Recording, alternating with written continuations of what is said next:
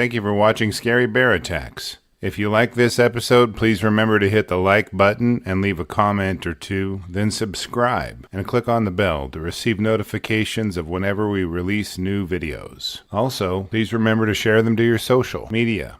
Welcome back to Scary Bear Attacks.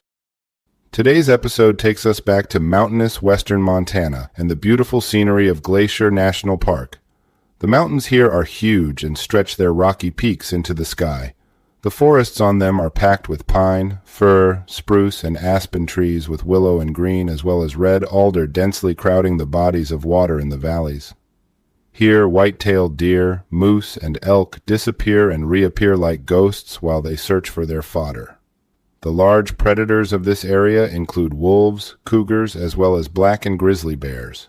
At 9 a.m. on Monday, August 14th of the year 2000, 26-year-old Kelly Krpata and his 27-year-old girlfriend Kim Taffer were just 4 miles short of finishing their 55-mile hiking vacation. Kelly was walking slightly ahead of Kim as they chatted during the hike. Kelly was originally from Carmel, California, but relocated to Ann Arbor, Michigan to attend business school. That is where he met Kim. She was in the business program at Ann Arbor as well, and the two of them had a mutual appreciation for the outdoors. The two hikers were working on developing a budding romance and enjoyed each other's company on the hiking trip. They had put a lot of time into planning their trip to Glacier and decided to spend some time trail camping their way through some of the most beautiful parts. Before departing for their hike, they had watched a video on what to do if you encounter a bear in the backcountry at the park office. They had camped at Granite Park Campground on Sunday and were now making their way down Swift Current Pass Trail. This trail goes through the Many Glaciers area on the east side of the park. As they navigated the trail, they whistled and talked loudly with each other. They also wore bear bells and packed bear spray on their trip. As the two hikers hiked around Bullhead Lake, they rounded a bend in the trail. As the trail came into view, the hikers were terrified by the reality that a bear was sprinting toward them from only 50 yards away. They knew the bear would either stop or be on them before they would have time to react. They could see the bear reaching out with its front paws in leaps that covered 10 feet each. Kelly knew he would not be able to pull out his bear spray and decided that curling up in the fetal position and pretending to be dead was the best option. As Kelly hit the ground, Kim took a couple of steps into the bushes along the trail and curled into a ball herself, hoping the bushes may provide some kind of concealment. The angry bear immediately bore down on Kelly. His bear spray was clipped to the shoulder strap on his backpack, but the attack came on so quickly that he couldn't even get it out of the holster. The futility of the forethought of buying it for just this instance seemed bitterly ironic as he felt the bear swiping at his back and legs. With Kelly's head protected by his arms, the bear sank its canine teeth into the flesh of his thighs. It bit and clawed anything within reach as Kelly was jerked and pulled back and forth from the force of the bear's attack. The bear continued to claw his legs and hips while it drove its teeth into the same areas. For about 10 seconds, the bear tore and bit at Kelly while he screamed, but remained face down. Kim could see out of the corner of her eye and ominously saw the bear leave Kelly and walk over toward her. She could see a big brown blur just a few inches from her head. She refused to move or even make a sound. The bear spent a few seconds looking her over, then it turned around and walked away from the hikers. As soon as she was certain the bear had left the area, Kim scurried over to Kelly's side. His backpack was completely torn up and his sleeping roll was in tatters. He was still prone and still, too worried to move in case the bear was watching nearby. Kelly and Kim tried to walk the remaining distance to finish the hike, but Kelly's injuries were too devastating. They decided to sit down and wait for someone to come along and find help for them. As they waited, they called out for help and kept a watchful eye out for the bear to return. After around 30 minutes, a park ranger overheard their shouts for help. He was just patrolling the trail area and happened to be in the perfect spot to help the hikers. The ranger administered first aid to stop the biggest sources of bleeding. He worked hard to comfort the hikers and calm them down. They were shaking and upset. He was worried about shock setting in on Kelly. Kelly's injuries were not life-threatening, so the rescuers decided not to use a helicopter to evacuate him. They initially tried to position him on a horse to ride back to the trailhead. The injuries to his hips and legs were too painful and debilitating for this to be completed, so they arranged for a litter to be brought to them. An ambulance was waiting for Kelly at the trailhead after the wheeled litter moved him 3.5 miles down the trail. Kelly was quickly loaded into the ambulance and drove to Browning Hospital in Great Falls at about 3 p.m. on the same day. In the hospital, Kelly had several puncture wounds to his hips and legs sutured up. Several lacerations from the bear's claws were also closed, using stitches. While investigating the bear attack, bear scat was found at the scene. Investigators took samples of the scat to analyze for the presence of DNA. This might tell the investigators if they are looking for a black bear or a grizzly. It may also yield information indicating which individual bear was involved if they could connect it to a sample from a specific individual bear. Kelly had been planning to run in the Chicago Marathon in October but had to cancel the plans. He did indicate that this attack would not keep him from hiking, but he did say he would just not hike in bear country anymore. Officials indicated that the hikers' actions most likely minimized their injuries during the attack. Kim's quick thinking kept her from being injured at all. The western edge of Montana has had 11 human fatalities to bear attacks in the last 50 years. Montana has over 2,100 grizzly bears and around 15,000 black bears. Given that most of the state is farmland in the east, that puts nearly all of these bears in the western portion of the state. When Lewis and Clark came through this portion of Montana, they estimated that there were 50,000 grizzlies here, but numbers dwindled to under 1,000 at one point when they were endangered. After reviewing the details of this attack, I have a few questions for you. Do you think that bear bells do any good? Do you think the hikers let their guard down, being only 4 miles from the end of their long hiking trip? Why did the bear attack Kelly but not touch Kim? Do you think clipping your bear spray to your belt is better than clipping it to your backpack straps? Do you think Kelly got off relatively easy because he played dead? I will gladly read and reply to your thoughts, so please post them in the comments section below and let's talk about it. Welcome back to Scary Bear Attacks. Today's episode takes us to the lush and beautiful temperate rainforests of western coastal Canada. Oh, we are not going to the backcountry forests or trails to discuss a chance incident that led to a regrettable outcome. In fact, we don't really have to leave the town of Port Renfrew on Vancouver Island for this episode. The marina at Port Renfrew is crowded with skiffs and pontoons, and even a few small sailboats. The sailors here vary in their pursuits, which can include activities ranging from recreational sailing to sport fishing. The fish that are pursued in this area are any of the 7 subspecies of salmon. Not only is the fish a favorite of humans, but the local bears like them as well.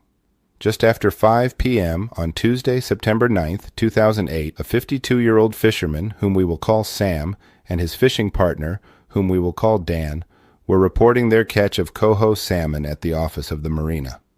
After reporting their catch, they gutted the fish by cutting open the abdomen of the salmon they had caught that day and using the seawater in the marina to wash out the blood and guts from the flesh of the fish. Gutting the fish has to be completed within a few hours of catching them, or they stand a good chance of going rotten before you can eat them. As the men walked toward Sam's boat, they watched as a strange sight occurred. They could see across the marina a black bear's head bobbing through the small waves in the water. It seemed to be coming in their direction, but black bears are a very common animal here, and bears are known for doing some pretty random things at times, so the men simply kept their eyes on the bear. The bear must have slipped their minds as they boarded their boat that was tied off to the dock at the marina. The bear had pulled itself onto the wharf and was now tailing the men down the dock from only 50 yards away. Sam was from Salt Spring Island, which is located on the east side of Vancouver Island. The human population there is very low, and many people rely on fishing for their subsistence. Seeing a black bear in the area isn't anything frightening or new to them, as they are so common.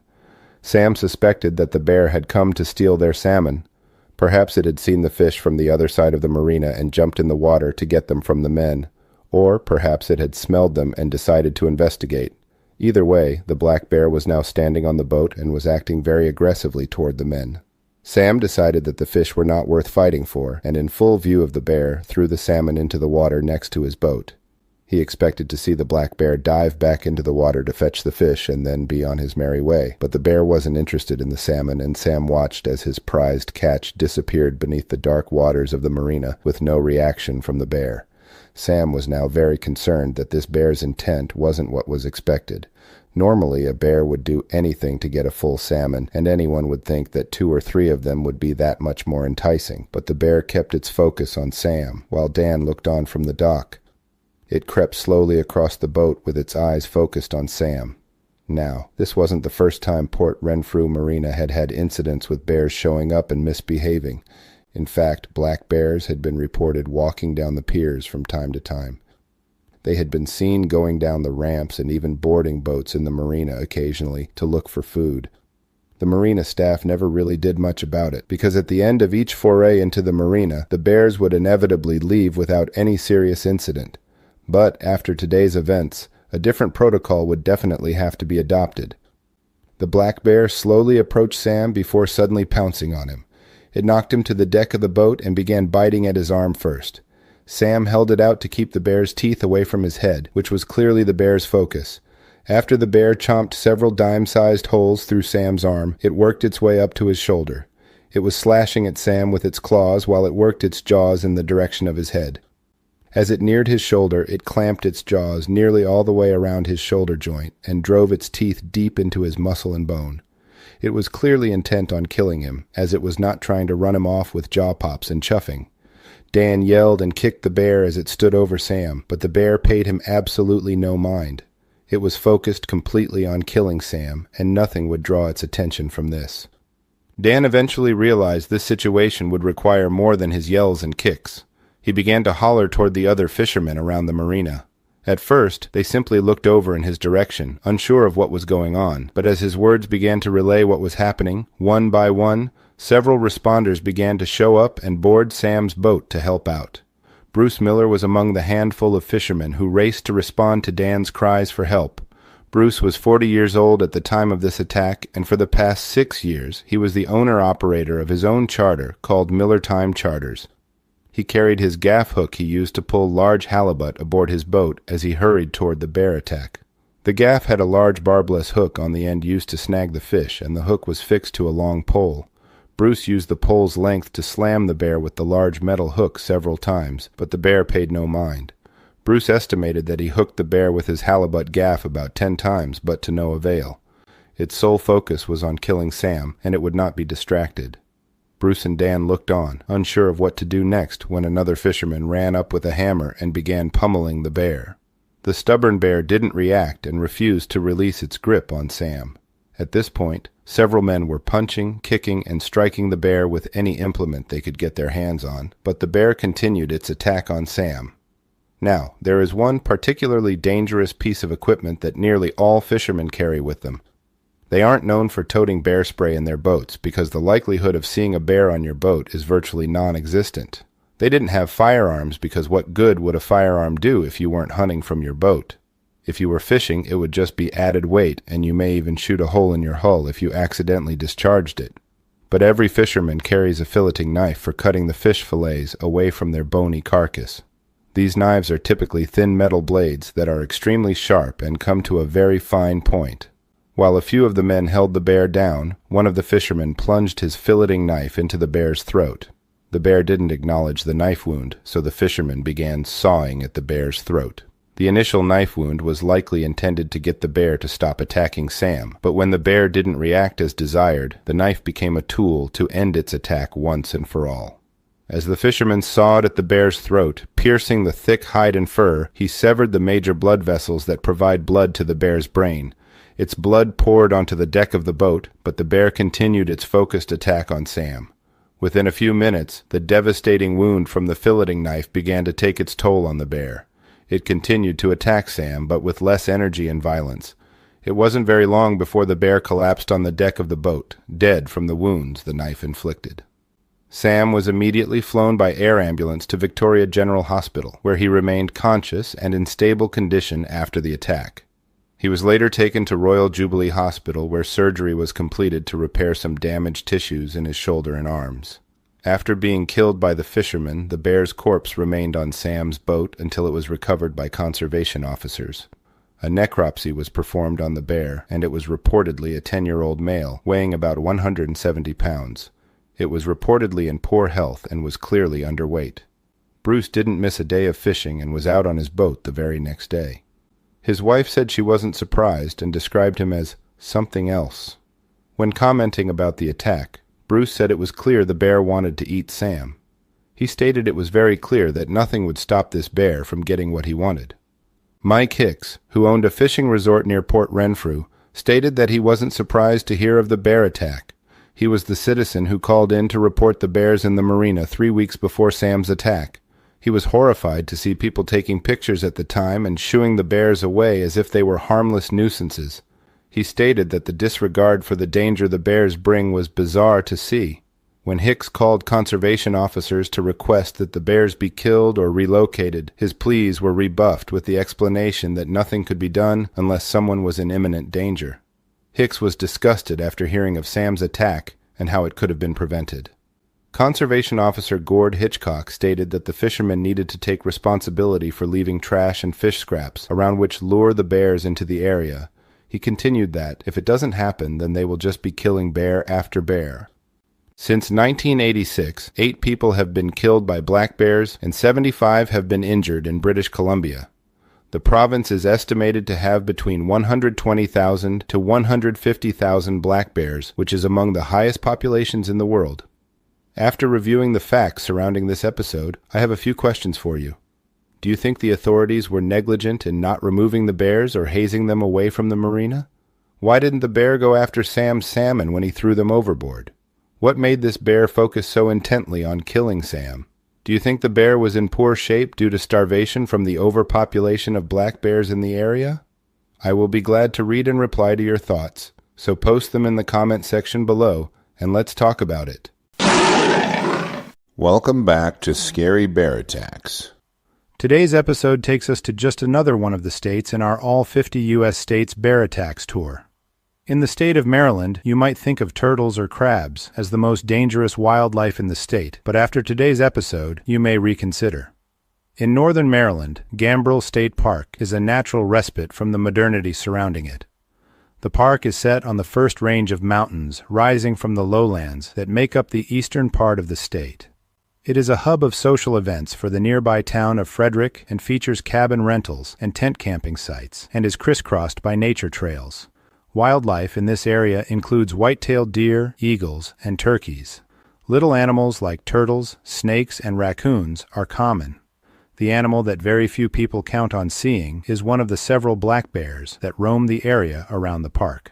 On September 21, 2020, 55-year-old Renee Laveau was enjoying a walk in the park with her 2 dogs. Kylie and Bones were German Shepherds and enjoyed walks with Renee nearly every day. Renee worked as a home care provider for her profession, and it afforded her a comfortable life in a setting that brought her peace and comfort. They had been coming to the park together for several years without ever encountering any bears. They didn't pack bear spray, nor did they bring a firearm on any of their walks. The area around Renee's home is surrounded by a thick expanse of forest, about 3 miles wide by about 10 miles long. It doesn't have a lot of roads through it, and there are very few people in the area other than day hikers and campers. It is kind of this little pocket of wilderness in the middle of an otherwise modern and busy area. After a few miles of walking and enjoying the trees and scenery, Renee, Kylie, and Bones were only about a half-mile from Renee's home. Suddenly, Kylie's ears perked up and her head pointed at something in the bushes, only about 30 yards away. Kylie dashed off to investigate while Renee looked on curiously. She probably thought it may be a raccoon or a deer, as they are both common sights in the park, but what emerged from the bushes was much more dangerous than either of these. Right when Renee saw the bear, the only thing that ran through her head was that she was screwed. She couldn't run because the bear was so close it would run her down in no time. She knew that whatever she did in the next few moments would be pivotal to her health and possibly her survival. Now Renee was no small lady. She stood 5 feet 9 inches tall, and the bear that emerged didn't look very big. Kylie ran right up to the bear and nipped it a few times on the nose, and the bear took exception to the bites and swatted out of frustration at the dog twice with its paws. Renee thought back for a moment about how to handle a confrontation with a bear. She recalled how you should make yourself look big and yell to frighten the bear off. That is what the experts recommend after all. She raised her hands above her head and waved them around while yelling at the bear. Upon seeing her movement, the bear dropped its head and quickly dashed directly toward Renee. As the bear climbed the slight hill Renee was standing on, Kylie pursued the bear and bit it on the rear. The bear paid no mind to the bites, as it clearly had its eyes set on attacking Renee. As the bear closed to within a few yards of Renee, it stood to its hind legs and reached its paws toward her. She could see every detail. Each claw of its paws and its teeth stood out to her as she studied the bear in fractions of a second as it walked toward her. The bear was about the same height as Renee and didn't seem to be a lot bigger than she was, but any bear is several times stronger than a human being. The bear growled as it closed in on Renee. It now was so close she could have reached out and touched its nose with her hands. As Renee and the bear momentarily looked at each other, the bear made up its mind. It swatted Renee in the chest very quickly and opened up a 6-inch gash on her upper breast. As she stumbled back a few steps, the bear pushed her to the ground and bit her left leg twice just behind her knee. The bear swatted Renee back in the other direction so quickly that she didn't even see the bear's paw coming at her. Before she could react to the second swat, she felt the bear clamp its jaws onto the left side of her face. Renee heard the bones around her left eye socket cracking under the bite pressure of the bear, and she wondered what to do next. When some people face death, they say their life flashes before their eyes, but not Renee. The attack happened so quickly that she didn't have time to think, reflect, or even react. Immediately after hearing her facial bones cracking on the left side of her face, Renee felt the bear bite down on the right side of her face in about the same area. She was filled with terror as she just wanted to get away and not feel the pain of another bite from the bear. Hearing the bones of her skull crunching under the force of the bear's jaws was horrifying to her, as she had no way to defend herself from the power and speed of the bear. The only thing Renee could do was to put her hands on the bear's neck and try to keep its head from being close enough for it to bite her skull again. She knew the bear was either going to kill her or she would think of a way to keep it from doing so. Since fighting the bear off was not realistic, Renee rolled onto her stomach and stopped moving altogether. She put her arms up around her head and did her best to lay still, hoping the bear would be distracted by Kylie and Bones, or lose interest in her and leave. Renee could feel her blood gushing down her face and into her hands. She knew she couldn't take much more punishment before she would lose consciousness and possibly die. As Renee lay on the ground, she could hear the bear sniffing her right ear.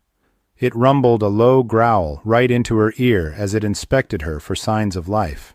She remained still and refused to twitch as she knew it might rekindle the bear's attack.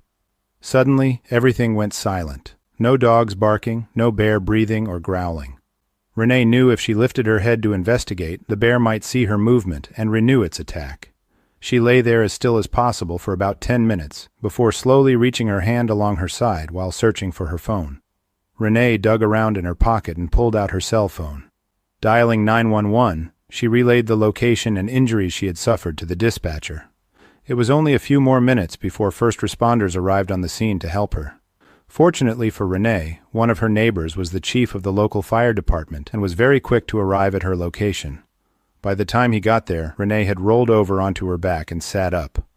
Although she wasn't sure how much damage the bear had done to her face, she was relieved to see someone had come to help. The fire chief asked Renee a few questions as he looked her over. An ambulance was requested to Renee's location and arrived after only a few minutes.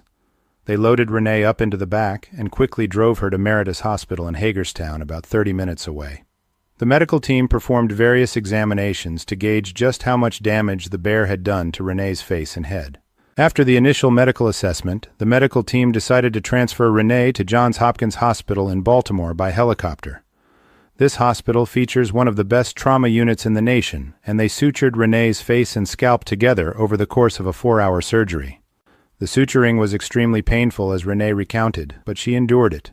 The medical team administered a local anesthetic to numb her flesh as the plastic surgeon sutured her wounds, but she could still feel the stitching as they went. Renee's wounds included the 6-inch gash opened up on her chest by the bear's initial swat, deep bite wounds on her left leg, torn tissues around her left ear and scalp, as well as lacerations on her left cheek and face. The bear's jaw broke her orbital bones around her left eye during the attack as well. On the right side of her face, she had bite marks near her scalp, and the nerves near her eyebrow were severed. The pictures of Renee's attack would not be allowed according to YouTube standards, so I have posted several of them on my Patreon account, linked below. They are pretty gruesome, so if you are squeamish, don't look at them. Renee was released from Johns Hopkins Hospital almost 2 days after being admitted and was walking within a few more days. She was bruised from head to toe but was grateful to escape with the injuries she had, as the attack could have ended much worse. Renee stated that it took nearly 2 years for most of the sensation on her face and scalp to return. She says it feels strange when she touches the areas that are still numb. Renee now carries bear spray and wears bear bells whenever she takes Kylie and Bones out for walks.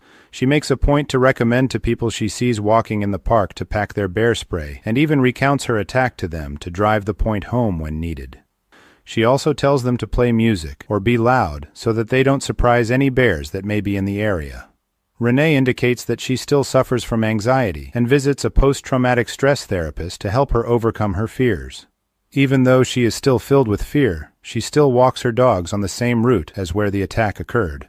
A brief investigation into the circumstances surrounding Renee's attack was conducted by local officials.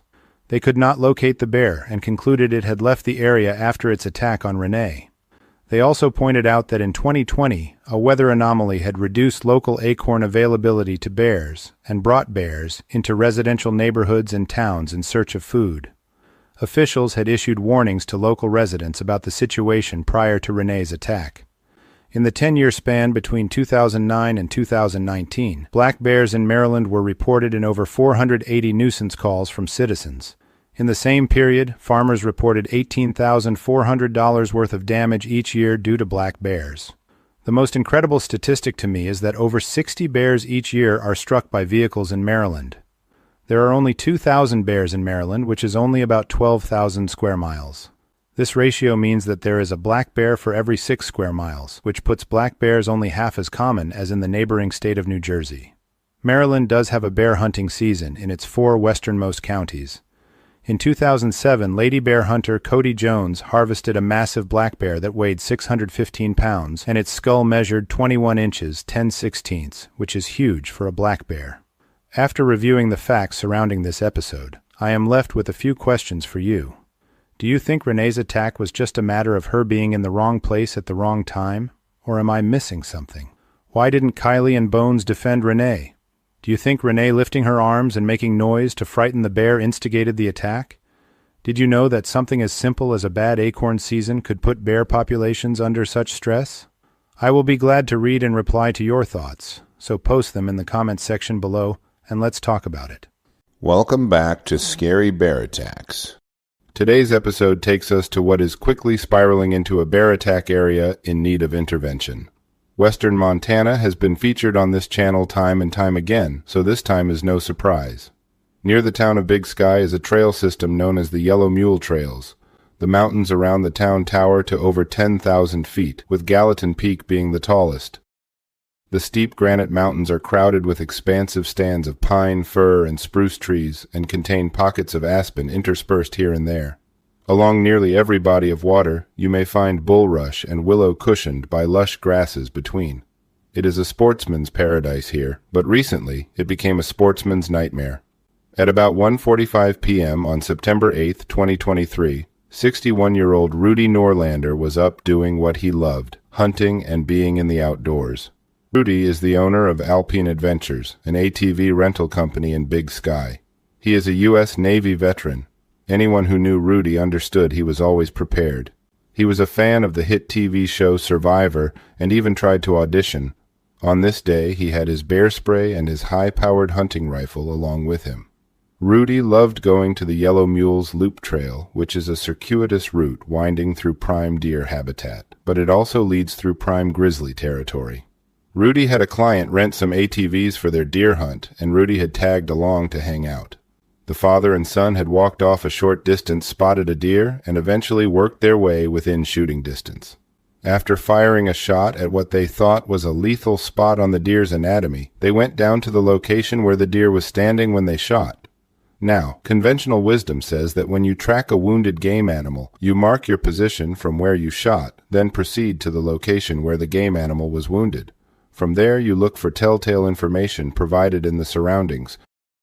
When a deer is struck with a bullet or an arrow, blood isn't necessarily visible right away, but you can usually see a disturbed pattern in the game animal tracks. The tracks may veer sideways or it may stumble. That may be the location where the game animal was struck by the projectile. After locating the tracks of the wounded animal, blood or tissue evidence should start appearing along the tracks if you hit the game animal in a vital area. Sure enough, the father and son found a decent blood trail indicating their shot was true. It seemed to peter out after following the blood trail for some time. They lost the track and decided to go back up to the ATVs and tell Rudy about what had happened. As soon as they reached the ATV, they told Rudy about how the blood trail had just disappeared and asked him for advice. Rudy wasn't the kind of guy to let a wounded game animal go without doing his best to locate the carcass. Together, the three of them headed back down the trail in search of the blood trail. Rudy knew this area like the back of his hand. He took a familiar trail that led him to the area the other men described and found a blood trail. It turned out that it was a different deer than the one wounded by the hunters, and there were already some very dangerous hunters following this one. In the fall, bears of all sorts are in hyperphagia, which simply means they eat as much food wherever they can find it. They are trying to pack on fat for hibernation and can roam hundreds of miles over a week's time in search of it. They will do desperate things if they have not gained the requisite fat, and have been known to be most active and aggressive during this time of year. A few hundred yards away, Rudy saw an adult grizzly. He decided he would pull his rifle out, just in case he needed to defend his and his fellow hunters' lives. Rudy holed himself up behind a tree and could see a juvenile grizzly a little way away from him. By the time he redirected his attention back to the large grizzly bear, his entire situation had turned extremely dangerous. The giant grizzly, described as being a 10-foot mega grizzly, had closed in on Rudy. He was by himself, having separated from the father and son who were looking elsewhere for the wounded deer. The giant grizzly had suddenly reappeared danger close to Rudy. It isn't clear what brought the bear within such close proximity to the man so quickly. Perhaps his scent had drifted to it on a fickle breeze. But whatever the case, it was now closing in on him with its eyes fixed directly on him. Rudy raised his rifle to his shoulder and yelled, trying to get the bear to stop its charge. As it closed in on him, he knew he had only one option, and he took aim and squeezed the trigger of his hunting rifle. Expecting a loud report and a sturdy kick as the rifle discharged, Rudy was terrified when he only heard the click of the firing pin striking the primer. His hunting rifle had misfired, and at the most crucial time of his life. In the adrenaline-filled moments of a bear attack, victims' brains reportedly process thoughts and information very quickly. Rudy's first thought was to fall down and play dead, but he knew he wouldn't even be able to dive to the ground before the bear would be on him. In a last-ditch attempt at driving the bear off, Rudy swung his fist with all his might and struck the bear in the nose. Rudy's punch bounced off of the grizzly's nose as if it didn't connect. The bear reached out its jaws and clamped them onto Rudy's face like some kind of predatory kiss of death. The single bite from the grizzly's jaws shattered Rudy's lower jaw, and with one shake of its head, his entire lower jaw was torn from his face. Along with Rudy's jaw came a portion of his trachea, which is the cartilage tube we use to breathe. The enraged grizzly began clawing at Rudy's chest cavity, slicing through bones, skin, and flesh with very little resistance. With Rudy's chest torn wide open, the grizzly moved its attack down to his right leg. It bit his leg several times, opening up huge puncture wounds from which his blood poured onto the ground around him. During the attack, Rudy's body was being tossed around like a pillow at a teenager's slumber party. The grizzly then clamped its jaws onto his left bicep and drove its 2-inch-long canines clean through his skin and muscle, opening up several more huge puncture wounds. Now, in prior episodes, we have discussed what really happens when any bear bites a human being. They don't simply clamp down until their teeth come together. They drive their canines through the flesh and use their body mass and strength to pull the flesh away. This nearly always creates a wound cavity beneath the skin that can fill with infection and at least bruise the tissue. If this were a horror movie, you would expect to see the victim lose consciousness, but Rudy stayed conscious through the entire attack. He wasn't a limp body being tossed around during the attack, but chose to fight for his life, yelling, kicking, and punching the grizzly the entire time. A short way around the mountain, the father and son had heard Rudy's screams and the bear's roars. They arrived at the attack scene while the bear was still mauling Rudy, but hesitated to fire their rifle as they didn't want to hit him. They did manage to shoot the bear one time before they grabbed rocks and began pelting the bear as they yelled, trying to run it off. For some reason, the rocks worked. The bear turned around and disappeared into the forest, for now. As they approached Rudy's side, they could see he was near death's door. They fortunately discovered they had cell service. They retrieved their cell phone and reached out to emergency responders for immediate medical attention for Rudy. While waiting for the paramedics to respond, the father and son continually asked Rudy if he was okay. He was missing so much of his face, all he could do was lift his hand and give them an affirmative thumbs up in response. Given the amount of pain and trauma Rudy had just experienced, it seems a medical miracle that he didn't pass out or at least go into shock. The hunters waited with him until they heard the unmistakable sound of the Gallatin County Life Flight helicopter entering the valley. Along with the Life Flight paramedics, the GCSS Air, Montana Fish, Wildlife and Parks Law Enforcement, U.S. Forest Service Law Enforcement as well, and the Gallatin County Sheriff's deputies all responded to Rudy's attack scene. Rudy's route to medical help was met with some confusion. During the attack, he had sustained a complete removal of his lower jaw, partial removal of his trachea, a collapsed lung from the bear tearing open his chest, and numerous other gashes and puncture wounds from the grizzly's claws and teeth. They knew he needed urgent life-saving medical care, but his wounds had to have approached the support limitations of every hospital in the vicinity. At the Bozeman Health Deaconess Regional Medical Center, Rudy underwent surgery to stabilize his condition. Medical professionals there performed a tracheostomy, which is an incision into the trachea to allow air to enter the trachea from an unobstructed pathway. From there, Rudy was flown to the University of Utah Hospital in Salt Lake City, Utah, where he is currently recuperating in the intensive care unit at the time of this video creation. The most recent updates on Rudy's condition indicate that he is off the ventilator now and is doing better. He recently underwent the first of many reconstructive surgeries to repair at least part of the damage done to his face. He reportedly even walked around a bit at the hospital.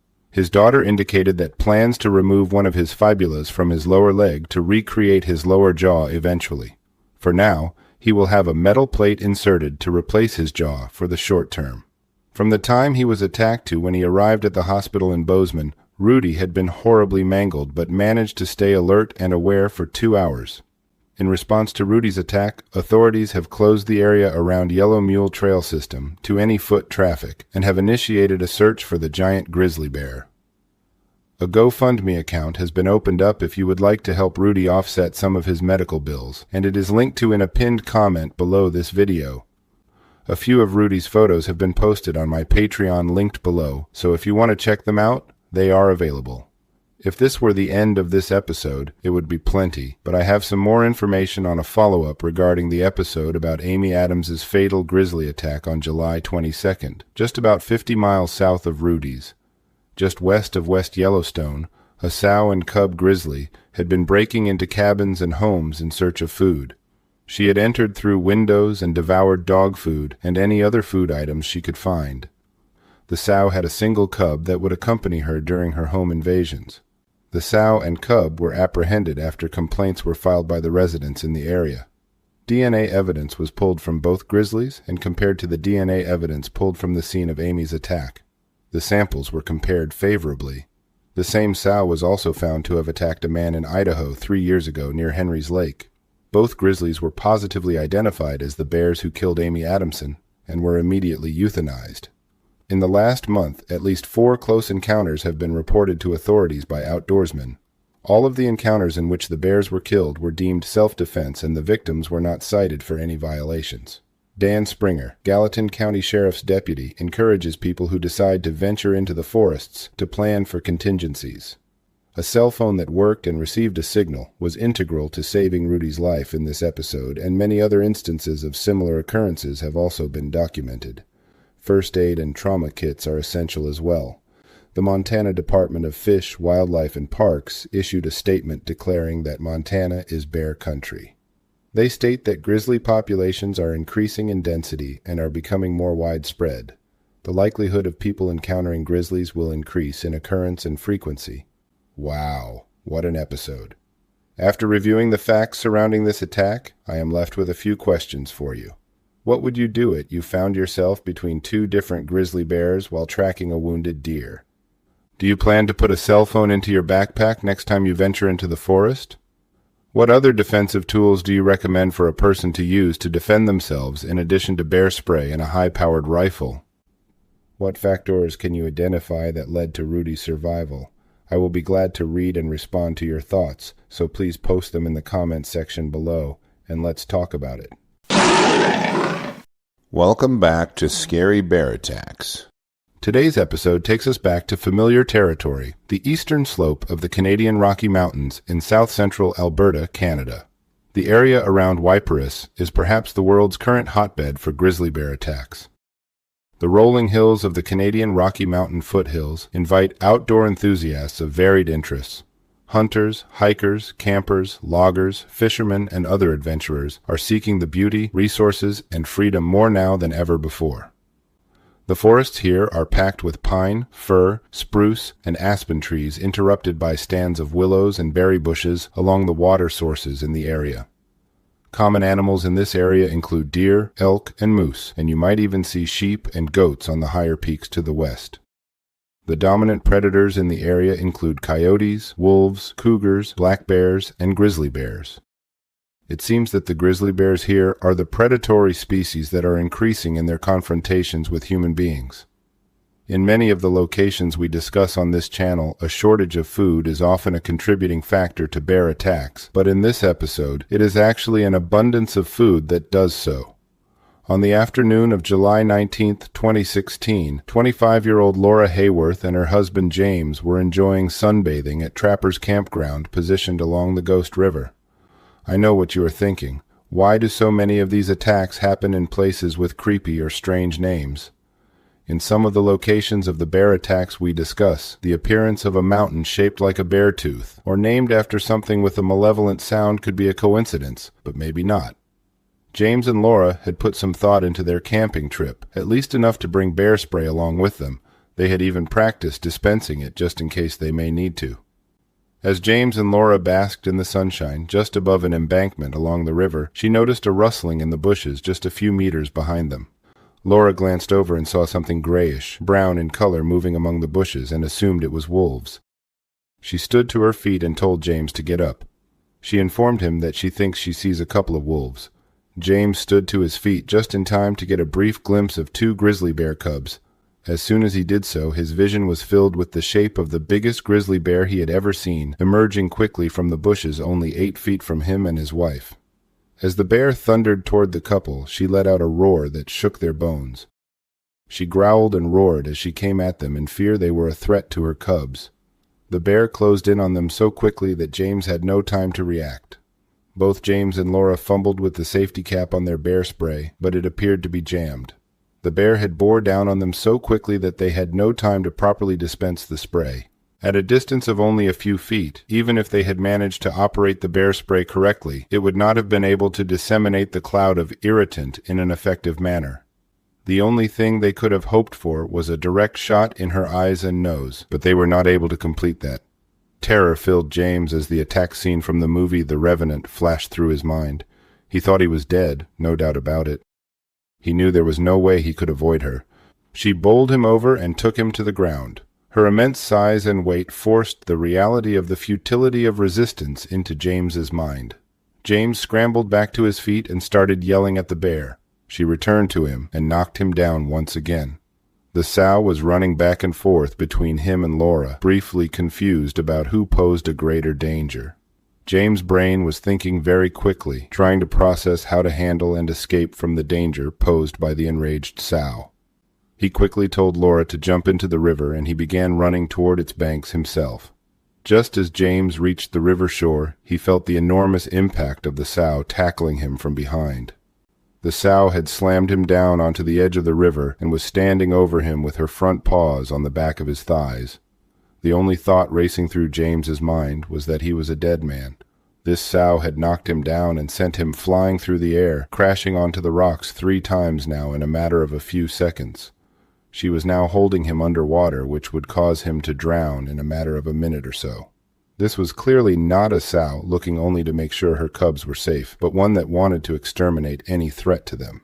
Whenever bears attack a prey animal in the water, they are frequently witnessed pulling it into deeper water by the neck or back. Then they climb onto it and force its nose or head underwater, utilizing the water to drown their prey.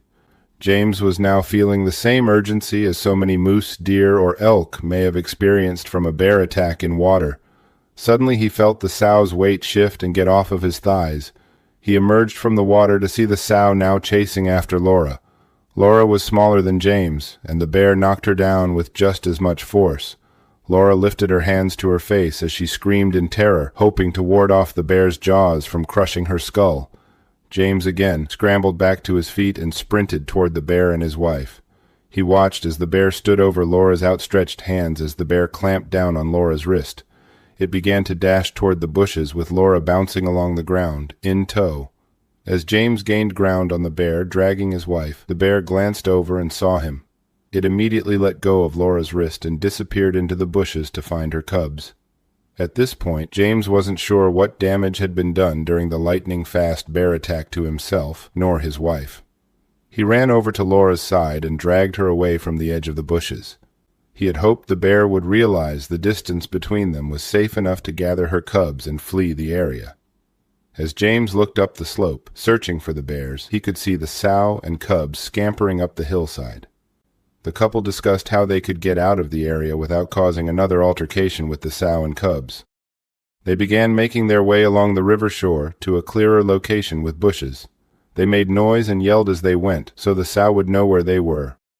A little way down the valley, a ranch hand at the Lazy H Ranch, Coleman Blair was helping bring in some hay. He heard the commotion from the attack and looked upstream to see James emerging from the river and Laura underneath the bear as it chewed on her. He usually carried his rifle whenever he went to work, but for some reason he left it at home on this day. By the time he arrived at James and Laura's location, the bear had made its way across the river and was emerging on the opposite bank. In a matter of minutes, James and Laura heard a man's voice yelling in reply to their cries for help. Up at the top of the cliff, they could see two men, one with a red shirt and the other with a dark shirt. James and Laura yelled, "Help! Help!" and told them there was a bear nearby. The two men indicated they knew of the bear and could see that it had departed the immediate area. James and Laura could see one of the men scrambling down the cliff toward them as the other stood watch from above to keep an eye on the sow's location. Blair ran down a large embankment towards the scene. The bear had moved away to the other side of the river by the time he reached James and his wife. He could see Laura's wrist was clearly broken due to its misshapen appearance. She had several deep bite wounds, scrapes, and cuts from being dragged across the rocky ground. James didn't have any bite wounds, but was scraped and bruised from the encounter. He also had an indelible bear paw-shaped bruise on his hamstring from where the sow stood on top of him at the riverbank. Blair stated later that when you see someone getting chewed on by a grizzly, you really can't just stand around. Due to his response, a follow-up attack by the sow may have been avoided. As soon as Blair had reached the couple's location, the three of them began making their way back up the steep embankment.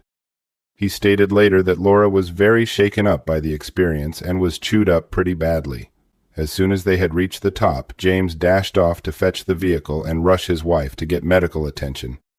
He jumped into the vehicle and peeled out toward his wife, sending dirt flying as he went. Blair helped load Laura into the vehicle, and she and James quickly disappeared back down the road in a cloud of dust.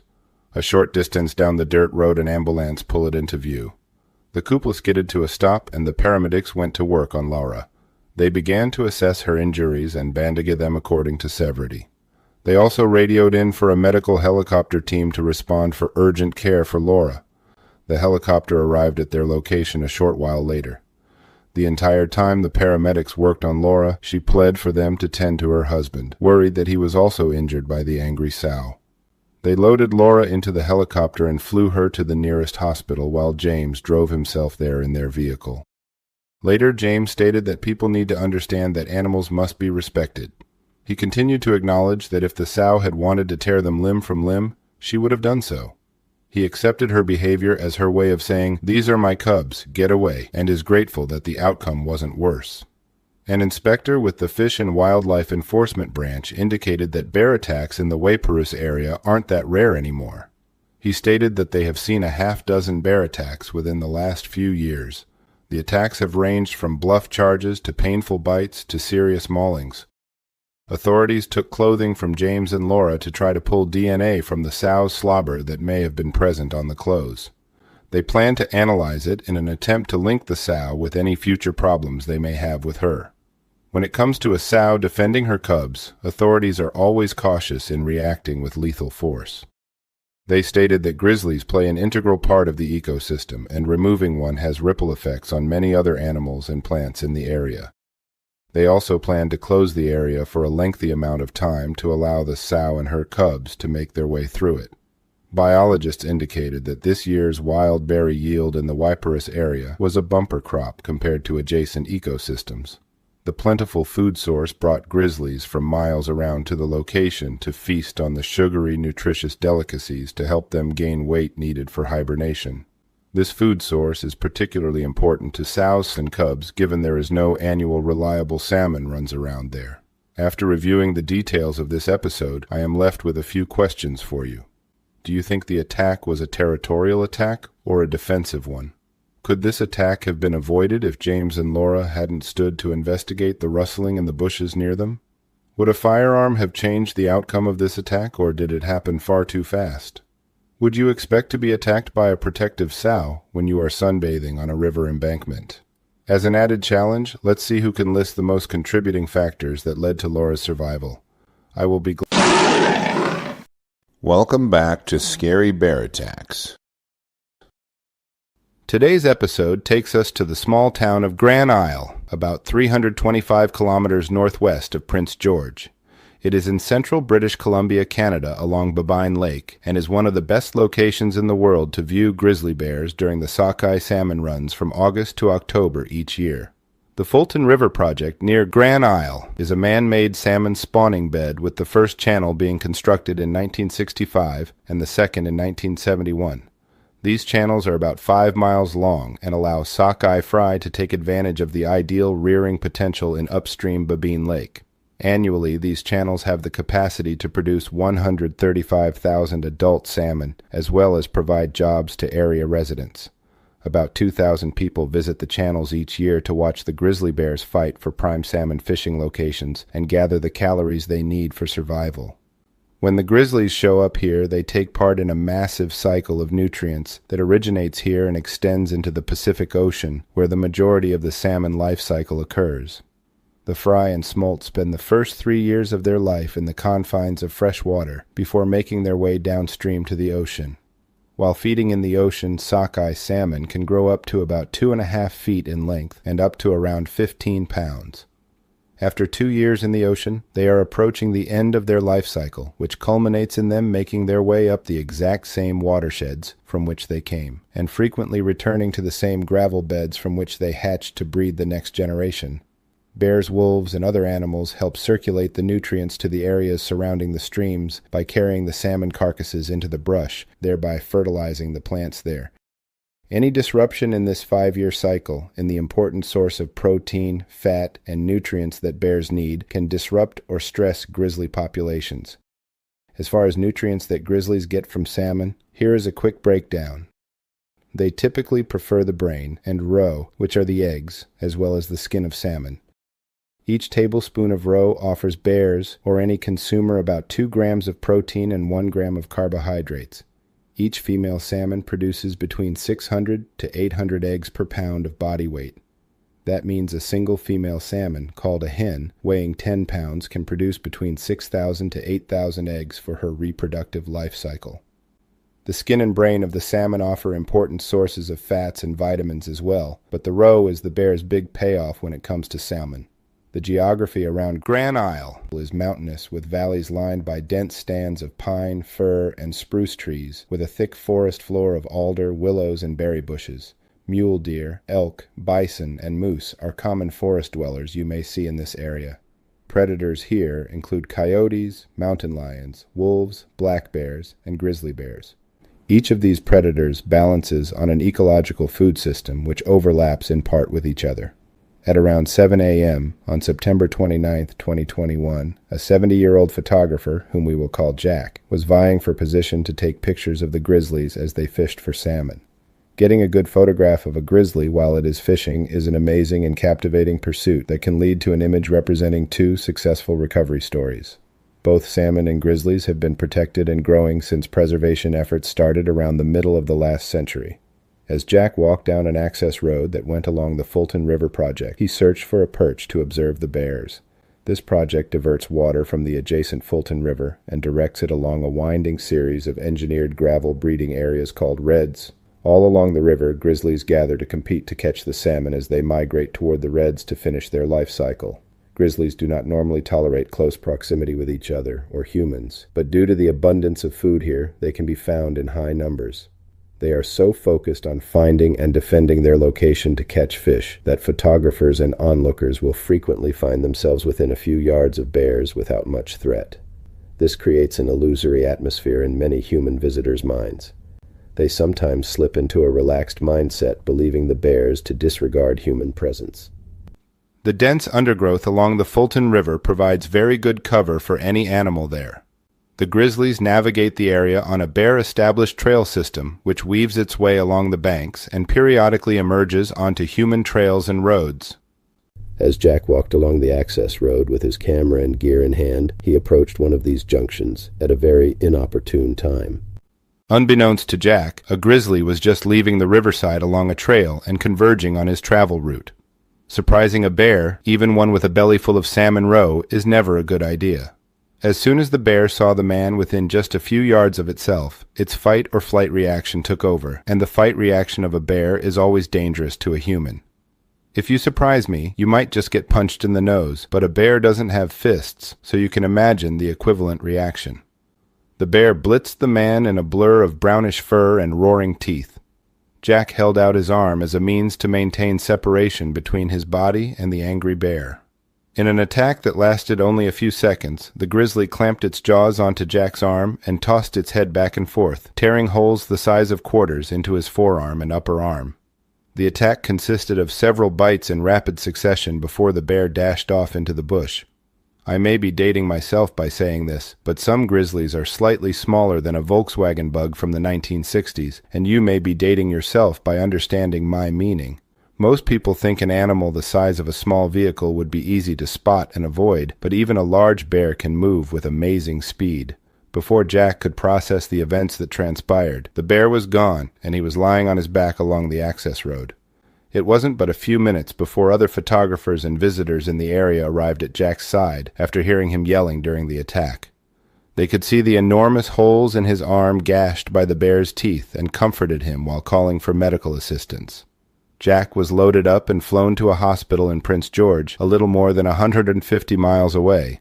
Once there, his condition was stabilized and his wounds were sutured closed. His injuries were not life-threatening, but were imparted in such a rapid manner that a prolonged attack may have threatened his life or may have cost him his arm. The Royal Canadian Mounted Police in the nearby town of Houston were sent out to respond to Jack's grizzly attack. They worked in conjunction with the Conservation Officer Service in the investigation. Given that the bear and Jack met along a brush-covered roadside, the investigators deemed the attack as a strictly defensive attack and decided that no further action would be taken against the grizzly. It was decided the bear was not acting as a nuisance to humans and would not be killed or relocated. The Conservation Officer Services issued warnings to visitors about surprising bears and encouraged the public to take precautions against it. Packing bear spray and making a lot of noise may prevent confrontations and attack when traveling through bear country. They encourage people to stay aware of their surroundings and travel in groups as much as possible. Conservation officers here have received an average of 138 calls each month in BC in the month of September each year. Only 32 of those calls required a response by an officer. Over this time frame, only 3 grizzlies have had to be killed due to danger or nuisance to humans. After reviewing the facts surrounding this episode, I have a few questions for you. Do you think it is wise to reintroduce grizzlies into their former habitat in areas without re-establishing salmon runs which helps them survive? How do you think Jack may have avoided this attack? Do you think bear spray would have prevented this attack? Would you feel safe walking along an access road near a river lined with giant, hungry grizzly bears? Do you run away or punch at people when they jump scare you? I will be happy to read and reply to your thoughts, so post them in the comments section below, and let's talk about it. Welcome back to Scary Bear Attacks. Today's episode whisks us away to a remote area called Chimney Rock Road in southwest Alberta, Canada. The terrain is a hilly country that lies at about 5,000 feet in elevation.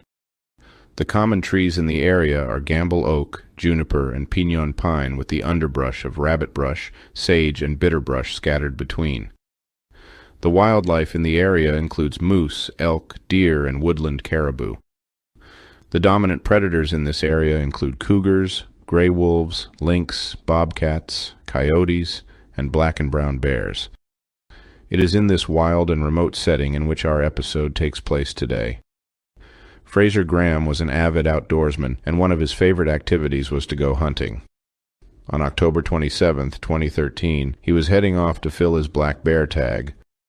During the past application period, he had entered a drawing for the tag for a hunt near the Chain Lakes in southwest Alberta, Canada, and was awarded a tag. He was excited to go on this bear hunt and had spent several weeks organizing his gear, planning locations, and being giddy about spending time outdoors. Before departure, he ran through his equipment as a final check. He made sure he had his rifle with ammunition, his permit for harvesting a black bear, as well as his hunting knife, but didn't take bear spray. Black bears are common near the Chain Lakes area. In fact, Fraser treated the filling of his bear tag as a day hunt. He had a small amount of necessary hunting equipment with him, and that was it. He anticipated finding a bear, shooting it, and packing it out all within a few days at most. As Fraser scouted around, he looked for bear sign and tracks. The dense brush could have hidden an elephant, but a trained and experienced hunter knows what sign a bear will leave. He methodically searched the ground and glassed any open space he came across for the first part of the day. It didn't take long for Graham to find a nice big black bear. It was only about 100 yards away and was very large and had a dark coat. It looked like a perfect trophy for him, and he lowered his rifle and peered through his sights, focusing on a lethal shot. He squeezed the trigger, and the rifle clapped as the bullet sped to its mark. The shot echoed off the surrounding hillside as the bear, clearly wounded, hobbled into the nearby brush and disappeared. Graham knew that at this close range, and with his experience, he had definitely hit the bear in a vital and deadly spot. It would only be a short matter of time before the wound his bullet opened up in the bear's chest would lead to its death. Most bear hunters would give a bear they didn't see collapse and die at least a few hours, if not the better part of a full day, before they would start tracking the animal. Graham was an experienced bear hunter, and decided his shot looked like it struck the bear in a deadly place on its body, so he only waited about 20 minutes before picking up the bear's blood trail. A little information about bear physiology is in order to understand the predicament in which Graham is about to find himself.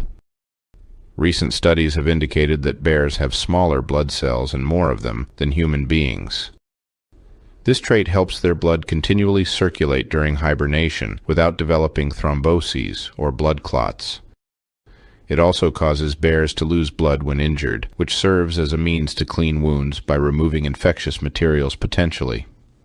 When calculating human blood volume, there is a rough formula used, and it multiplies the person's weight in kilograms by 70 milliliters for males and 65 milliliters for females. Now, don't get ahead of me. I know bears and humans are completely different, but to develop a baseline of how much blood volume a bear has, we will use this formula. Let's say a sow brown bear has a mass of 180 kilograms.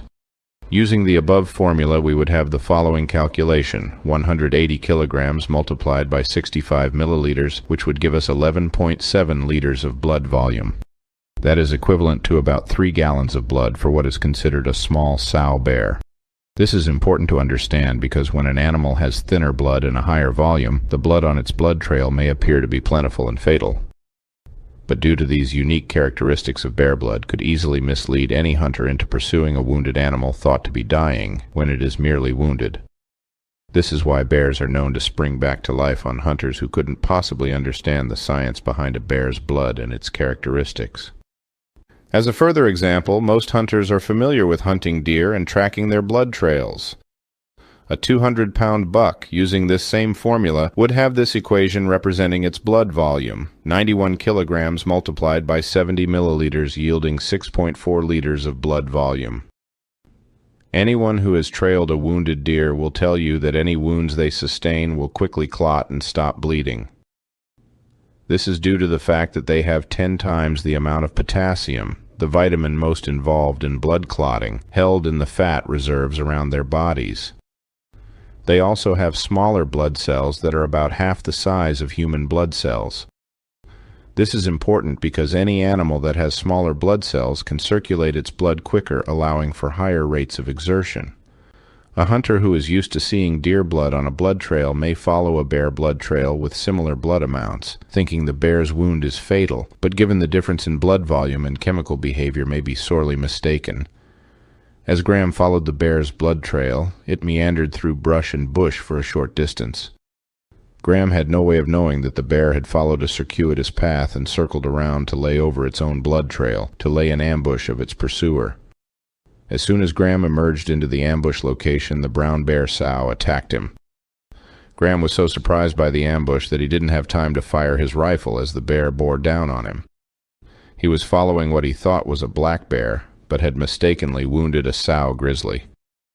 This only added to the confusion, limiting his response to the ambush. The enraged sow quickly closed the short distance between herself and the hunter, knocking him onto his back. Once the bear was on top of him, Graham stuck his left arm out to keep her away from his head. She bit onto it and crushed it as she twisted her head while biting. She continued with her attack and bit him several more times on the arms and on any part of Graham's body that came close to her mouth. Graham had so little time to react, but the one reaction he managed to do was to pull out his hunting knife with his right hand. As the sow bit onto his left wrist again, he quickly plunged his sharpened hunting knife into her neck, opening up a deep gash a few inches wide. Blood sprayed from the fatal wound he inflicted on her neck, and she shrank back in submission to the fatal stab wound. In only a few seconds, the sow's teeth had torn Graham's flesh and opened up wounds that seeped blood all over his body. As Graham's knife wound took its fatal toll on her life, the sow crumpled onto the ground, in death's repose. Graham wasted no time in removing himself from the proximity of the bear. He quickly hiked back toward his truck to seek medical assistance for himself as his blood dripped onto the snow. As soon as he arrived at his truck, he tossed his gear inside and started up the vehicle.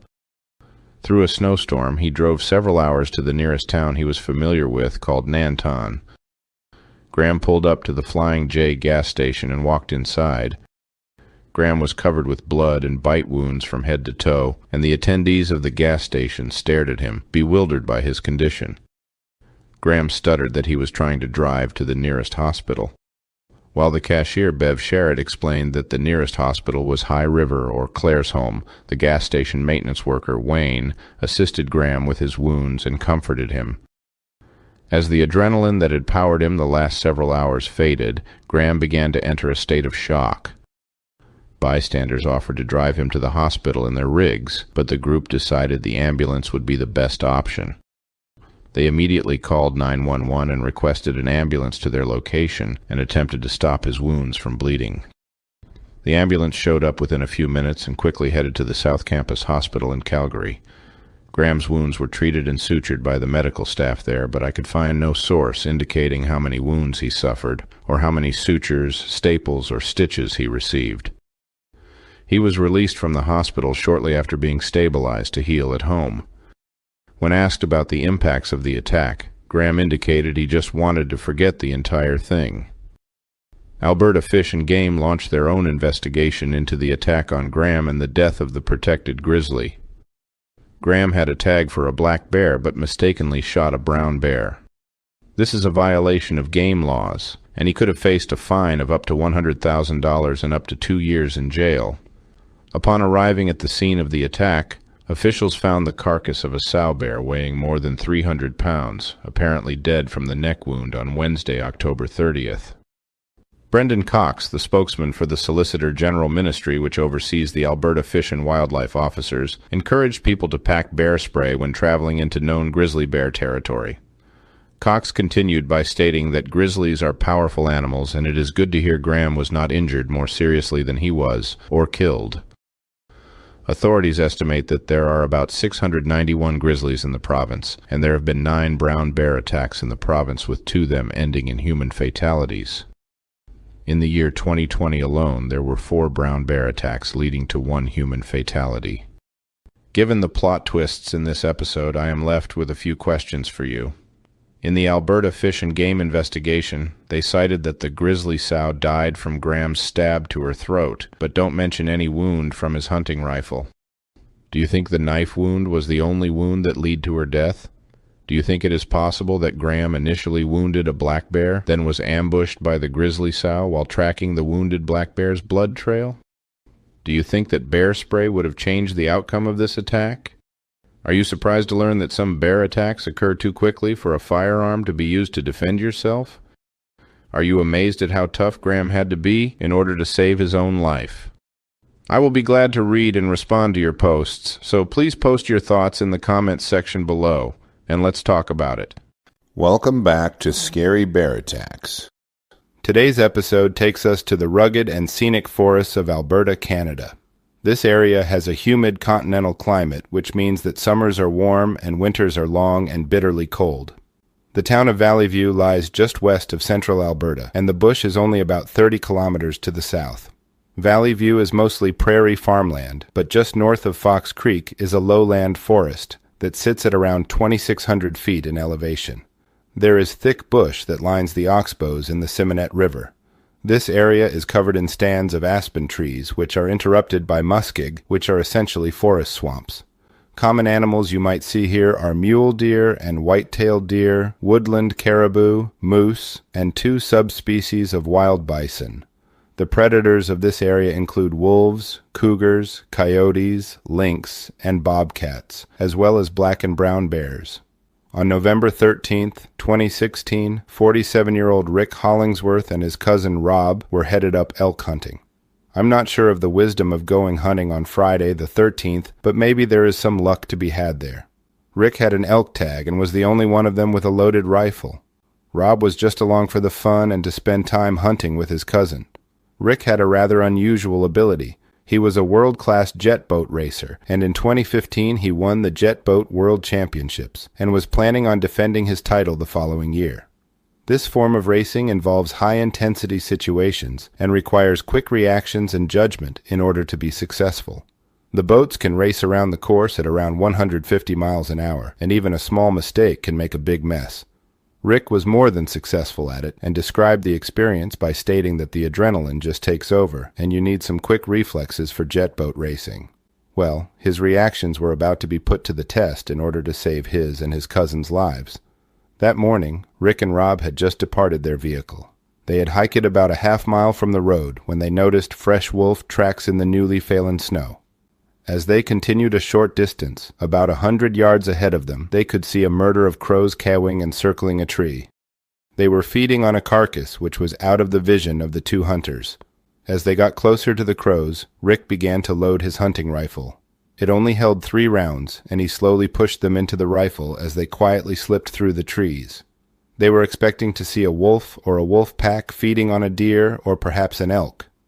About 40 yards from the tree above the scavenging crows, the men began to hear a very low, raspy rumble echo through the trees.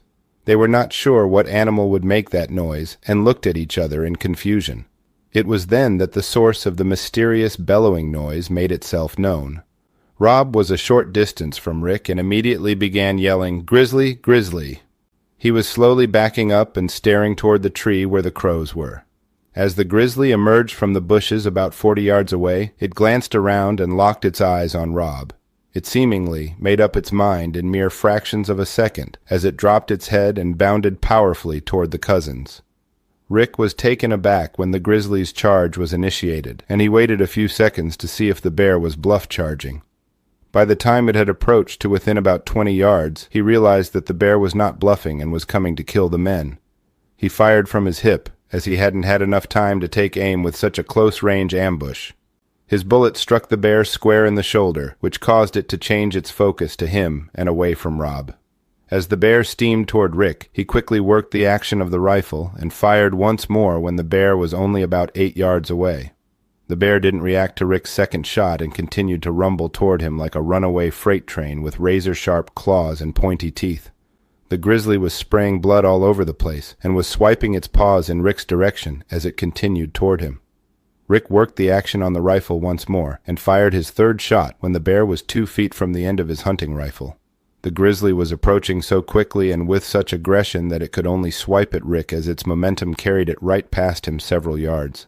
It circled around a tree and immediately began to run straight toward Rick once again. Now nearly face to face, the bear again swiped toward Rick, but one of his shots had broken the bones in its shoulder and its paws flailed more than swiped. Rick's rifle was empty, and he knew he didn't have time or space to reload it.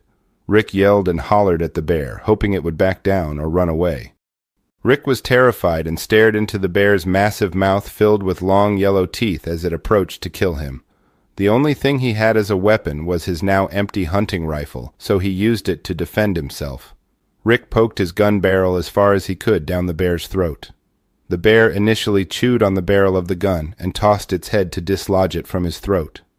The bear was stunned by Rick's creative and quick reactions. It shook its head and stumbled back about 20 yards to reevaluate how to handle this situation. It had apparently not given up on the attack, as it would have simply run away if it had. Rick took this few seconds of opportunity to reload his hunting rifle. The bear was bleeding badly from the prior shots from Rick's rifle. Rick knew that he could not ethically allow an injured grizzly to disappear into the woods to an unknown fate. It may charge or even harm other people. He took careful aim and fired a fourth shot, which caused the grizzly to turn around and disappear into the nearby bush. The entire episode took a mere 10 seconds, but it seemed like several minutes to Rick and Rob. Their entire bodies were overcome with the adrenaline dump of the situation, and nearly losing their lives was overwhelming. The Alberta Fish and Wildlife did a brief investigation into Rick and Rob's grizzly bear attack. The ultimate decision was that Rick's killing the grizzly was in self-defense. No charges were filed against Rob or Rick. They indicated that the bear weighed 800 pounds, which is an enormous grizzly bear. Rick was forlorn about the bear's death, but felt it left him no choice in the matter. He had to defend his and his cousin's life. He admits that he admires bears and would much rather have had the bear survive than the outcome that prevailed. Alberta's grizzly bear population was once nearly completely wiped out, but numbers have recovered, and they now exist in much of their prior habitat. The province has approximately 856 to 973 grizzlies, and is working to grow the populations to their prior numbers. In an ecosystem that held bison, moose, and elk, grizzlies served a very important role in maintaining their numbers by predating on calves, as well as the sick and older animals of the herds. With much of the state covered with ranches and homesteads in current grizzly territory, encounters will undoubtedly increase in coming years, but the Canadian and provincial governments are working to find a balance in human and grizzly relationships. After reviewing the facts surrounding this episode, I am left with a few questions for you.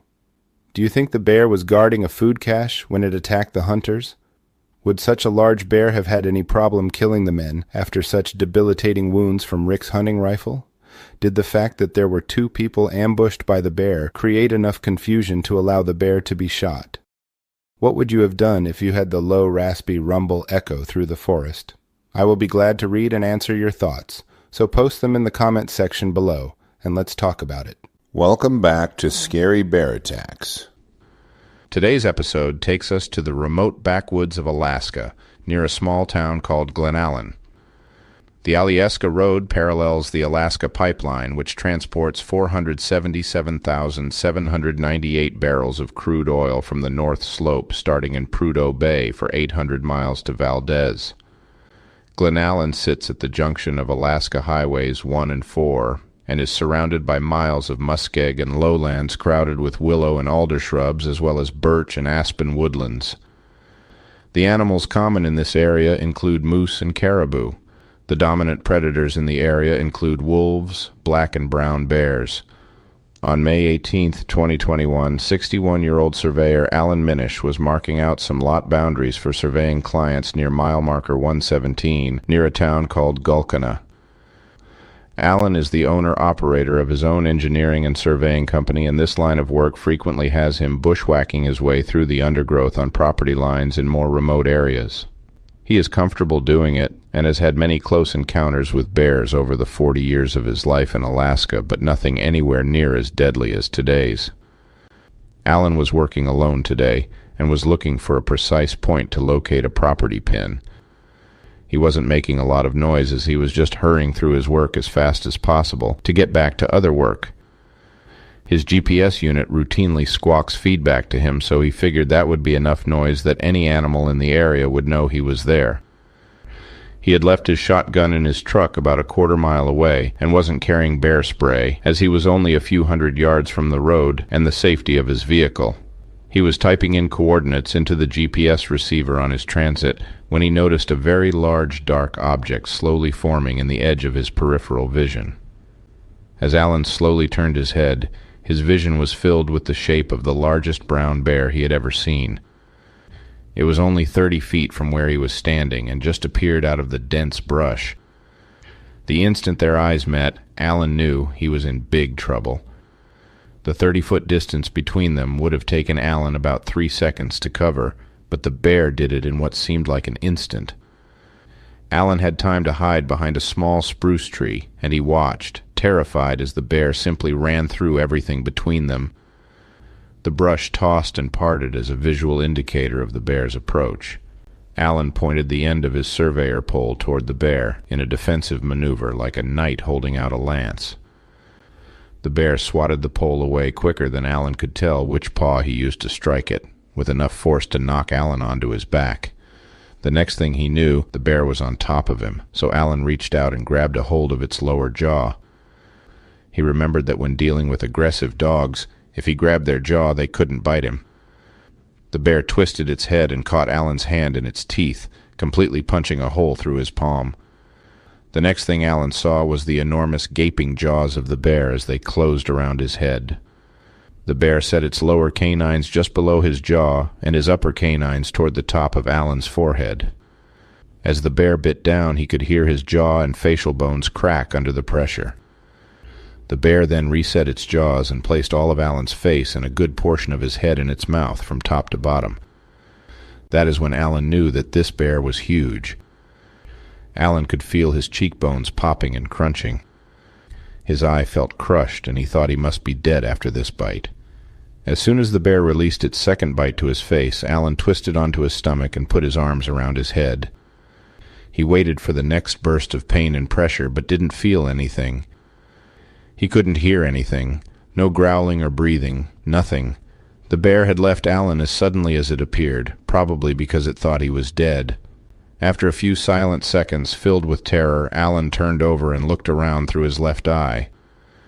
As he scanned the bushes near him for the bear, he worried about it returning to kill him. He could see a rapidly growing pool of blood on the ground just below his head. He knew he wouldn't live very long with as much blood as he was losing, and based on the damage the bear had done to his face. He quickly pulled out his cell phone and dialed 911 to request help. He pulled off his surveyor's vest and his T-shirt and wrapped them around his head and face to slow the bleeding as he relayed information to the dispatch team over the phone. As he lay there waiting for help, Alan could hear noises around him and worried about the bear returning to finish him off. He could hear twigs snapping near him and wondered if the bear was peering at him through the nearby brush. He lifted his head and searched for the bear, but his head would spin and he would collapse again. There was nothing he could do if the bear returned, so he just laid there until help arrived. Alan stayed on the line for 59 minutes, according to his cell phone call log, while waiting for help to arrive. Given his background and profession, he used his GPS to read his precise coordinates, but had a hard time as his blood trickled into his eyes and onto the screen of his unit. He had to pause every once in a while to wipe the screen clear enough to read. It didn't help that his jaw was broken, causing immense pain with each word he spoke. When the first response team arrived, they were surprised and impressed that Alan was still alive given the amount of blood on the ground. They loaded him onto a litter and attempted to navigate their way through the brush and muskeg to the road that parallels the pipeline, but it was too difficult. Alan was loaded up and taken to a local airport where he caught a flight to the Providence Medical Center in Anchorage. A medical response team was waiting for him where he underwent 4.5 hours of stitching and surgery to repair the damage done to his face and head. I've uploaded these images and videos to our Patreon page, linked below, but I warn you they are graphic. The medical team repaired damaged tissue and flushed his wounds of debris as they went. Alan had a crushed jaw and a large puncture wound to his scalp. His skull was visible through this hole. The hole in his forehead just above his right eye penetrated into his upper sinus. Around 100 stitches held together the numerous tears and lacerations all over his face and forehead as well.